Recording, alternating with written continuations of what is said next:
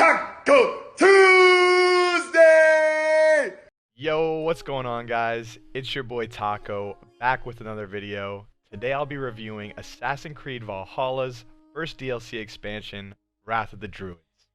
Honestly, I completely forgot I had bought the Season Pass with the game release, but I was planning on playing the Season Pass after beating Valhalla anyway, and if you watched my review for that, which will be linked in the description below, I enjoyed Valhalla for the most part, but I think coming back and playing Wrath of the Druids really gave me a deeper appreciation for what Valhalla is at its core. Now, the Season Pass, if you don't have it, should be around $30, and that's also going to include the Siege of Paris expansion that is announced to release later this summer. For some background, Wrath of the Druids takes us to Ireland for the first time in the franchise's history, which made me pretty hyped. The distinction between Ireland and England isn't terribly vast. For the most part, the world is much of the same, just a bit greener, I would say. But other than the minor distinctions and the druids that are walking around with the animal skulls and all of that, it's pretty much the same. From a world standpoint, it seems more as an extension to the base game, but when you look at it from a story standpoint, it's completely removed from the end game or any aspect of Eivor's story in England, which personally I think was a bad idea.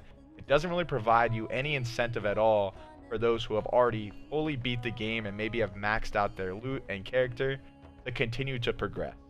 In that regard, if you haven't beat the main story, I'd highly advise you to possibly play this DLC at the earliest point possible, because even playing on one of the hardest modes, it felt way too easy.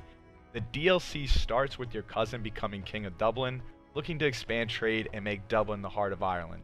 But part of bolstering his presence in Kingdom relies on building a strong alliance with King Flann, who wants to unite all of Ireland. Without getting into any major story spoilers, this is textbook, cookie-cutter writing for Assassin's Creed. There's an obvious betrayal from someone hardly involved in the main plot, where the deeper conflict is the same pagan versus Christian theme that we saw in the main game. My issue is that they completely dropped the ball on the children of Danu. There's potential for them to be this eerie foe with some connection to the Order of the Ancients or a deeper purpose that connects us to the actual game itself. I think of The Witcher's Blood and Wine DLC in Toussaint, where you have this new, fresh, beautiful world that's filled with this deeper, mysterious evil, and I think something similar could have been done here. Instead, they randomly added in werewolves to the game, which is completely unnecessary, but just on par with the path Ubisoft is taking with this franchise moving forward. On a positive note, expanding Dublin into an international trading hub is the real highlight of this DLC for me. By liberating these circular stone camps, you're able to spend resources building up these stores that harvest resources to a greater chest that you have. Now, these outposts are located across the map, and the supplies accumulated is used for trading contracts that offer you unique rewards and reputation. Another new feature along with this for acquiring resources are these new Pigeon Coop objectives. Similar to the objectives that would be in the past AC games, where in a main story mission you would have to do certain things such as not being detected and you would get additional rewards. Completing an activity in a certain way really gives it a bit more of a challenge, but I still didn't think it was enough for you to go ahead and grind these out over and over again. Now, the character Kira the Poetess is really the only unique character in the DLC who keeps things interesting and absolutely crushes the theme song of this expansion that is being played in the background now. Overall, the downfalls of this DLC are similar to the main game. Too much time is spent looking for ways into a house for a chest, more tapping X for beer drinking contests, and mainly turning Eivor's badass character into this glorified errand boy running back and forth bailing people out. Still, I grinded out the 10 plus hours of main story and side missions, and I still enjoyed it.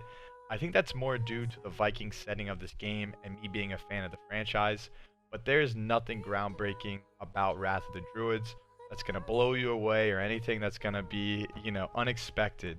And I think for the most part, that is going to come from the Siege of Paris expansion. That will be the next DLC that releases. But still, the familiar theme with Ubisoft, especially when it comes to Assassin's Creed games and expansions and DLCs, is that the potential in these historical playgrounds is so immense. I mean, it's damn near endless, but for the most part, they don't ever produce beyond expectation. And if they ever did, it may be one of the best games that they've made, Assassin's Creed 2 caliber, but I don't see it happening anytime soon. If you're a huge fan of AC Valhalla, then you will definitely enjoy Wrath of the Druids. If you haven't played Valhalla in months since you beat it like myself and you want an excuse to return to the game, I think you're going to enjoy it as well, but justifying the $30 price tag is hard for me given the amount of content on this. I mean, it's literally only 10 hours. I'm going to give this DLC a 75 out of 100. I don't think it was memorable or challenging enough, especially if you've grinded the game. If you enjoyed the video and found this helpful, please smash the like button and subscribe if you haven't already. Feel free to join our Discord community linked in the description, and until next Tuesday, I'm out.